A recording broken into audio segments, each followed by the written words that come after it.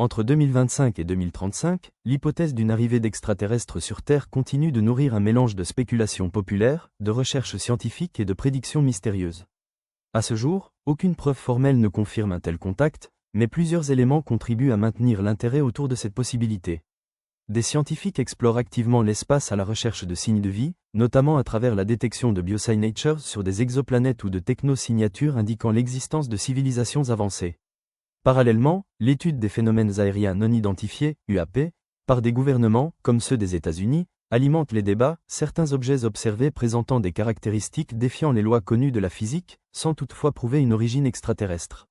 Certains objets interstellaires comme 3IATLAS ont suscité l'attention, certains experts envisageant qu'ils puissent être des sondes artificielles, bien que la communauté scientifique reste prudente et privilégie des explications naturelles.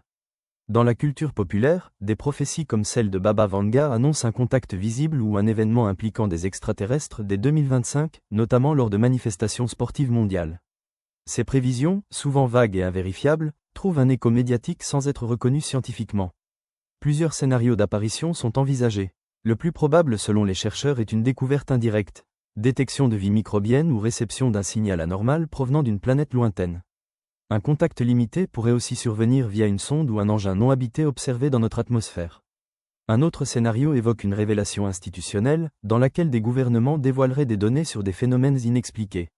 Le moins crédible, mais le plus spectaculaire, serait un contact direct avec une civilisation extraterrestre se manifestant publiquement sur Terre. En parallèle, plusieurs types d'extraterrestres sont souvent évoqués dans les récits populaires et les théories conspirationnistes. Parmi les plus connus figurent les gris, des entités généralement décrites comme petites, grises, avec des yeux noirs et des têtes disproportionnées. Ces créatures sont souvent associées à des enlèvements et à des expérimentations sur les humains.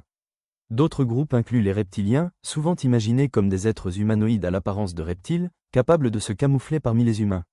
Selon certaines théories, ces extraterrestres seraient déjà en contact avec les élites terrestres, ou même en train de les manipuler pour prendre le contrôle de la planète. Les Nordiques, quant à eux, sont généralement représentés comme des extraterrestres de grande taille, aux traits humains, avec des cheveux blonds et des yeux clairs. Ils sont souvent perçus comme bienveillants, apportant des avertissements et des conseils pour protéger la Terre des dangers extérieurs. Quant aux intentions supposées de ces êtres, plusieurs hypothèses circulent. La plus répandue est celle d'une observation neutre, motivée par la curiosité scientifique. D'autres estiment qu'un contact pacifique pourrait viser un échange culturel ou technologique.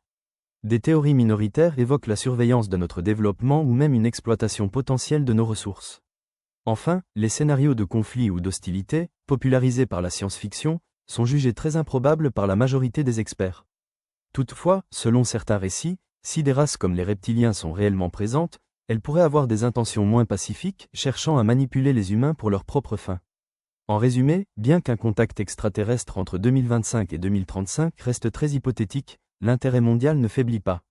Les avancées technologiques, les observations mystérieuses et l'ouverture progressive de certains gouvernements à ces sujets laissent entrevoir la possibilité d'une découverte majeure, non pas forcément sous forme d'une arrivée spectaculaire, mais plutôt par des indices subtils révélant que nous ne sommes peut-être pas seuls dans l'univers. Les types d'extraterrestres souvent cités dans les récits, tels que les gris, les reptiliens ou les nordiques, ajoutent une dimension supplémentaire à cette quête, soulignant l'immense variété des théories concernant leur nature et leurs intentions.